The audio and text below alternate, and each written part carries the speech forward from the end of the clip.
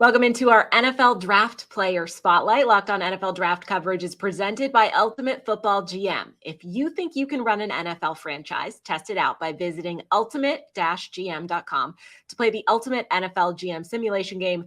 Start your dynasty today. We're checking out those NFL prospects is what I should say.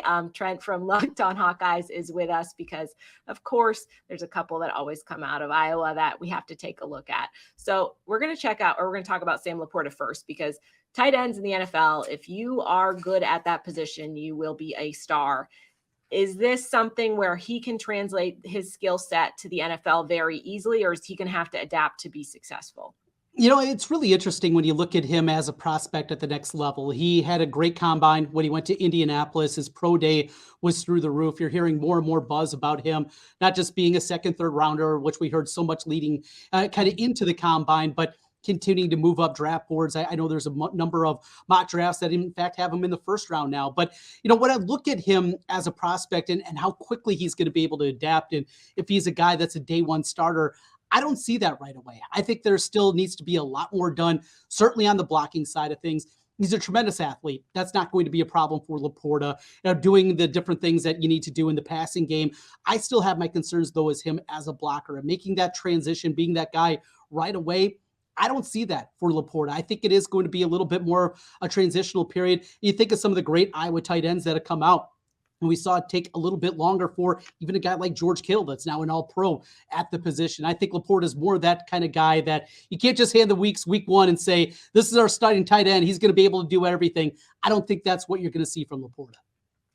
So a lot of that then in terms of success is going to depend where he ends up as an NFL team, right? What kind of scheme or ideally once he's developed, where would he potentially be most successful? Is he going to be a pass catching kind of guy, or do you see more as blocking and then occasionally getting some touchdown chances? I think it's definitely as a pass catcher. I think he has the kind of upside that he could be a guy that, by the time third, fourth, fifth year, he's catching 80 balls a year and catching 6 touchdowns and being that kind of impactful player. I think he can be a fringe Pro Bowler. I think there's that much talent. But as mentioned, the blocking still needs to come along to be that every down kind of player. But you think of what you see from him, the athleticism. This is a guy that was lining up a quarterback in the bowl game, and they were running some wildcat with him. That's the kind of athlete. He ran one of the fastest times for a tight end. His shuttle speed was the fastest for a tight end. So athleticism has never been a problem. Early in his career, they had a trick play for him where he came off the end on an extra point attempt and ran in for a 2-point conversion. So they used his athleticism in a lot of different ways. And when you talk about fit at the NFL level, I think that's going to be very important too. He can't just be your prototypical. He's got to do everything because he has that elite level athleticism that got to be involved. So, we see what George Kittle has turned into with Shanahan and moving him around. I think it's going to take that kind of offensive system that can unlock it. I think Green Bay would be a great fit. I think LaFleur, as they transition away from Aaron Rodgers and trying to find that right kind of fight at tight end, I think that would be one that would make a ton of sense. I think Chicago as well. We're kind of talking about the local teams for us here from the state of Iowa, but I think both of those places would make a whole lot of sense for him. Teams that appear to be willing to adapt and kind of work with what they have at the tight end position. You mentioned the blocking, obviously catching, you got to, have some accuracy, got to work on his hands and make sure he doesn't drop anything. What is the biggest thing? Is it blocking that you feel like he needs to work on to be successful in the next level? I think that's a big part of it. You mentioned the hands though. You look at the numbers, and if you just look at the numbers, if you're somebody that's just looking at the draft, didn't watch a whole lot of Iowa football and didn't watch the offense, and thank goodness for that, because it's been ugly to watch the last couple of seasons, watch this team try to figure out how to play offensively. He put up really good numbers, though, in the Iowa system. Last year, 58 catches, over 650 yards. The year before, 53 for 670. And he did it with a quarterback that was as bad of a quarterback as you'll find in college football. I think that says a lot about him. Now, he was also about the only weapon that they had in the passing game. The wide receivers were terrible. But another part, he was very inconsistent with the pass catching. I think you can blame the quarterback for that at times, because the passes a lot of times were throwing low, throwing high. He was all over the place. He was extended over the middle.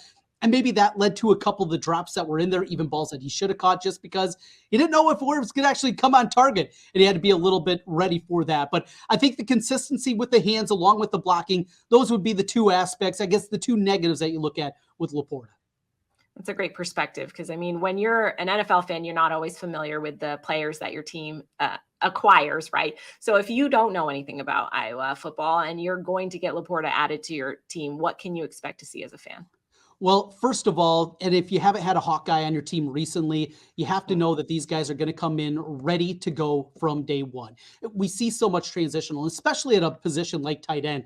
Now, how many Mhm. college programs now don't use a traditional tight end? And there's so many of them.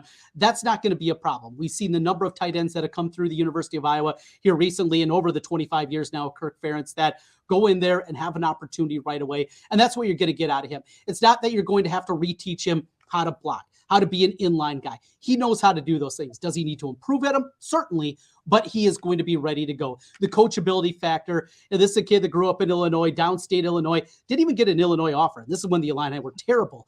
And yet he went into Iowa, did the work, and right away he became an impactful guy. So coachability is going to be through the roof. You're not going to have to worry about him kind of learning the ropes right away. It's just about getting better. And that's a nice thing when you draft a guy from Iowa. It is so rare that you hear, oh boy, we had to kind of reinvent what he was as a football player. That is so rarely the case with an Iowa guy, and it's not going to be the case with LaPorta.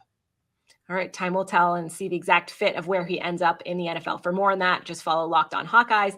All of this is a part of the Locked On Podcast Network, your team every day.